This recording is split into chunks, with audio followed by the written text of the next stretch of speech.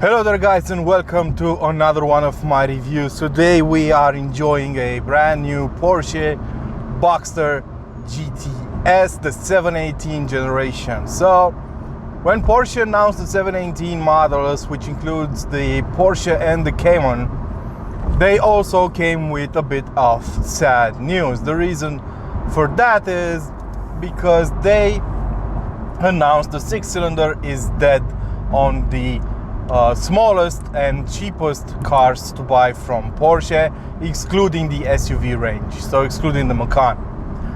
That was a sad day for the automotive world, but Porsche being Porsche, they might have taken 2 cylinders down from their flat 6 engine, but they replaced them with a turbocharger. So the car we're driving today has a flat 4 engine with a turbocharger capable of developing 365 horsepower and up to 430 Newton meters of torque if you get it with the PDK automatic transmission.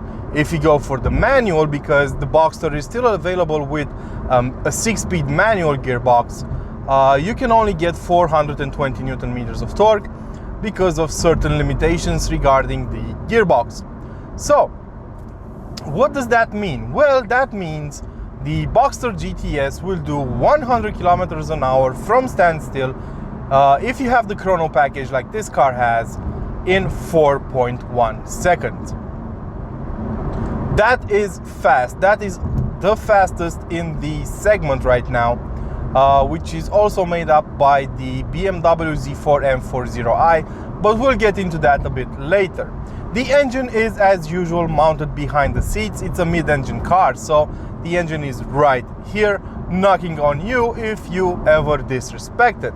That means this car handles great, just like any other Boxster before it. The Boxster actually is the benchmark in this segment in terms of handling, and until I drove it, I didn't really understand what that meant. That's because I was so used to the BMW Z4, the M40i model, which I had on a couple of occasions, and that is a brilliant car. The thing is, the Porsche feels more poised from the moment you set off. The chassis is stiffer, the suspension is stiffer, even in comfort mode, and everything is just a lot better controlled overall. The Porsche is also the better handler of the two. The only problem the Porsche has is the engine, because BMW stuck to its guns and still has a 6-cylinder in its top of the range Z4 model. That car has 340 horsepower and 500 Newton meters of torque, comes with an 8-speed automatic gearbox, and does the 0 to 100 km/h sprint in about 4.5 seconds. So it is slower despite having better torque figures than the Porsche. The Porsche, however, is the superior car when it comes to handling. Thanks to its mid-engine setup, the weight of the engine will help you when launching because it transfers to the rear axle and adds more grip to the car. Speaking of grip, this thing has plenty of it in any given situation. Push it hard into a corner and it will turn like a mother. You know what I'm talking about. So that's the typical Porsche feel, because the car feels neutral. Of course, if you wanted to push the rear end out, you can do that by just pressing the throttle really hard mid-corner. So it will spin on you if you're not careful. But if you keep it composed, this thing is absolutely brilliant to drive.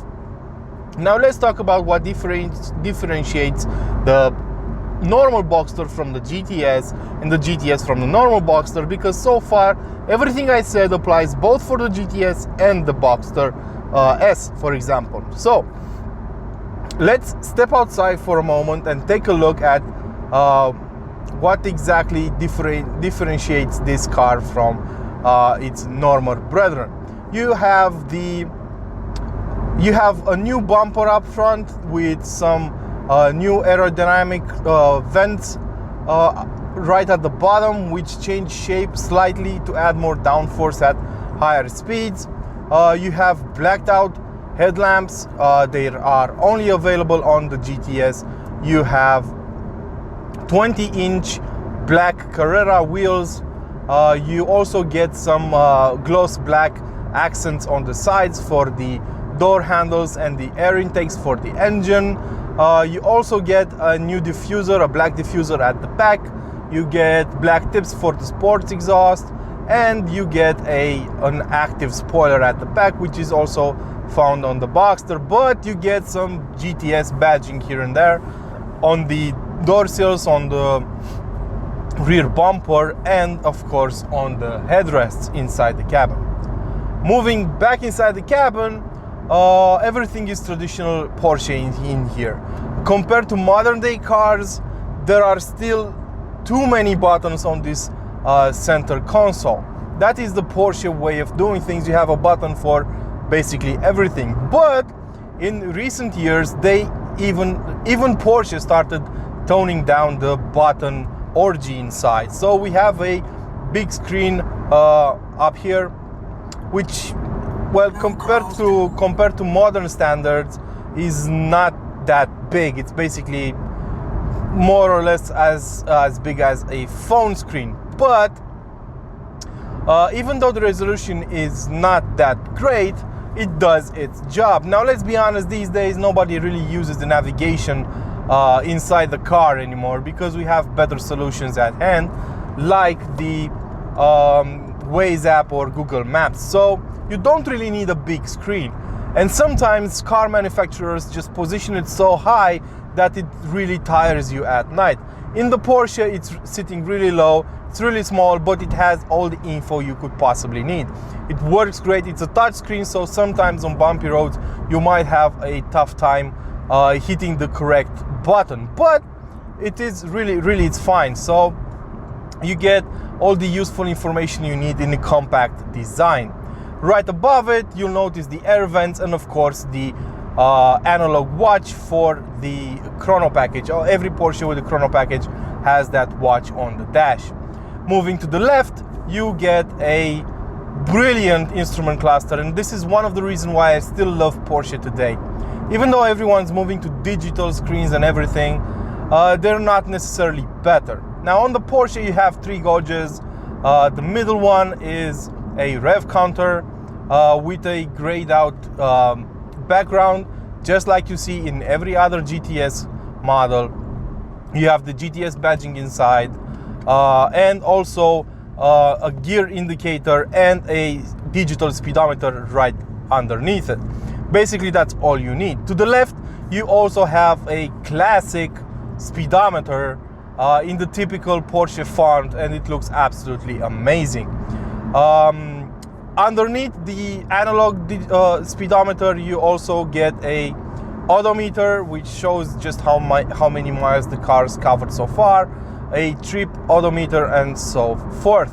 On the right side, you have a third gauge, which is a digital one, and it allows you to scroll through various bits of information, from whatever you're listening to a map, the navigation, fuel consumption, and so on.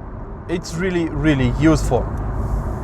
Now, moving backwards a little towards the seats, you will notice this Porsche steering wheel, which is simple and functional, and I absolutely love it.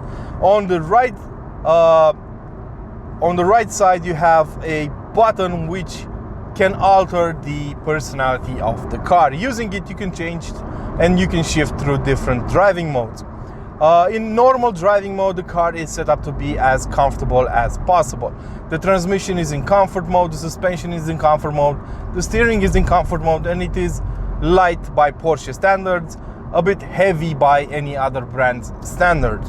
Move it to sport mode and the car becomes a bit more alive. The exhaust, there's a flap in the exhaust that opens up and makes the car a bit louder, brings about some pops and bangs. It really shows that the engineers have worked really hard to make this engine sound as good as possible, but they didn't really have a lot to work with. Then shift in Sport Plus mode, and the transmission shifts into the most brutal mode. It will keep the revs up a hell of a lot longer. and shifts faster and more brutal. Now, the shifts of the PDK gearbox are not exactly the most brutal you can imagine, but compared to a normal torque converter gearbox, they do feel a bit sharper. The Sport Plus mode also activates the Porsche active suspension, which stiffens up every other bit of the car. There's also active aero that you can control from inside by pressing a button. There's a splitter rising at the back of the car. And then there's the individual mode, in which you can basically set up your preferred driving mode, choosing maybe a stiffer suspension with a softer steering and so on. Speaking of steering, the steering in the GTS is one of the best in the biz because it's a Porsche one. Porsche have somehow managed to create an electronic power steering with some kind of feedback going through the steering wheel. It is really impressive, the fact that you actually know. Of course, it's not as sharp as the old hydraulical versions, but the old hydraulics were heavier. They made the engine consume a bit more fuel and so on. So everybody has to move to these electronic versions, and they do. The Porsche one really works great and feels great too. Offers some decent feedback through the wheel, which is all you need in a sports car, because at the end of the day, this is a sports car. The seats are very comfortable inside. Everything in the GTS, of course, this is the GTS interior, which comes with embroidered GTS logos on the headrests and some Alcantara all over the cabin. You get carbon fiber trims on the dash, at least on this tester, and yeah, it's a really nice place to be. The seats are comfortable, the car is comfortable if you're not in the all-out full firepower mode. That being said, we're getting close to the end of my review. So how do I sum up my experience with the Porsche GTS? Well, I still think it's the benchmark in the segment. I still think, all in all, on a track, it will be more fun and faster than a BMW Z4 M40i, which is its main rival right now. However, there's a big however here. The Porsche is more expensive than the BMW, and at the same time, the engine has less character than the 6-cylinder in the BMW. The car is faster, but at a cost, because, of course, you don't have the same oral experience as you do in the BMW. Is that enough to convince you to buy a cheaper BMW, which is more comfortable and more loose in the corners? I don't know. It depends a lot on what you're using it for. The interior of the Boxster is bigger. I feel like I have more space inside the Boxster than in the Z4. The Z4 feels a bit cramped. So there are pros and cons to both cars. This car we're testing today has a 108,000 euro price tag on it. The Z4 I tested a while back, and you can find the video on my channel, was closer to 75,000. So that's a pretty big price difference. So you need to think long and hard before choosing between these two cars. But that being said, I hope I can help you guys make an informed decision. Don't forget to drop me a comment if you like my reviews, or if you don't, just let me know what disappoints you. And I hope to see you guys next time.